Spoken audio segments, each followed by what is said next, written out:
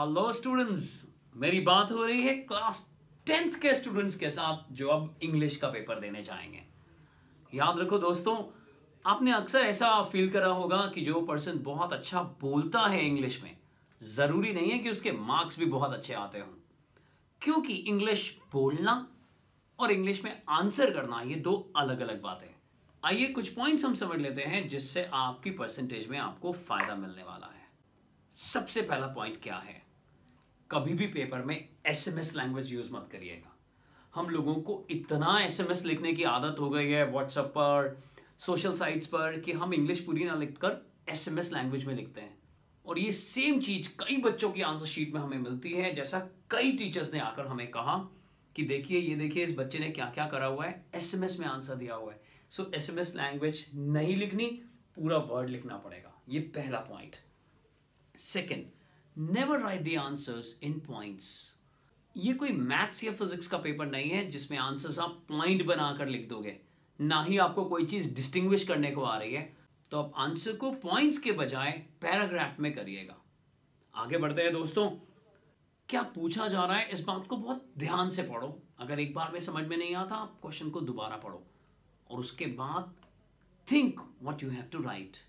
Stop for a while and think what you have to write. थोड़ा सा रुको, सोचो कि तुम्हें लिखना क्या है। और उससे अगला पॉइंट है never exceed the word limit. जितने वर्ड्स में आंसर करा जाना चाहिए उतने ही वर्ड्स में आंसर करिए। एक या दो कम या ज्यादा हो सकते हैं दोस्तों। कई स्कूल्स में तो टीचर क्या करते हैं, अगर मान लो 40 वर्ड्स का क्वेश्चन है तो 4 या 5 लाइन छुड़वा के स्टूडेंट्स को बोलते हैं पहले ही फुल स्टॉप का साइन लगाओ, क्योंकि इसके आगे तुम्हें नहीं बढ़ना। और ये एक अच्छी प्रैक्टिस है। Never exceed the word limit. आगे बढ़ते हैं स्टूडेंट्स, और आपको अवॉइड करना होगा लॉन्ग सेंटेंसेस को। कुछ बच्चों की आदत है कि बस लिखते जा रहे हैं। नहीं, जितने भी सेंटेंसेस हैं उनको छोटा बनाओ to avoid the grammatical errors. आप टेंसेस को कहीं भी लेकर चले जाते हैं, जितना बड़ा आप आंसर करते हैं, यानी जितना बड़ा आप सेंटेंस बनाते हैं, उतना ग्रामेटिकल एरर्स होने के ज़्यादा चांसेस हो जाते हैं। इसके बाद आप प्रैक्टिस करिएगा राइटिंग स्किल्स को, जिसमें आइडिया, कंटेंट और टेंसेस की बात होती है। हम आगे बढ़ते हैं दोस्तों। जितना हो सके आंसर को इंटरैक्टिव बनाना है। फ्रेजेस यूज करो, प्रोवर्ब्स यूज करो, ताकि आपका आंसर जो है वो एनहेंस हो सके, यानी वो बहुत ब्यूटीफुल लगने लगे। इस बात का जरूर ध्यान दीजिएगा, क्योंकि तभी तो आप कई बार बोलते हैं यार इसकी इंग्लिश मुझसे अच्छी नहीं है बट मार्क्स कैसे अच्छे आ जाते हैं। तो वो हार्ड वर्क के साथ साथ स्मार्ट वर्क पर भी ध्यान दे रहा है। Now we are heading towards a note making. Note making अपने आप में एक पूरा स्ट्रक्चर है, बहुत ध्यान से समझना होगा नोट मेकिंग को। नोट मेकिंग में मेंशन एब्रिविएशंस इन अ की।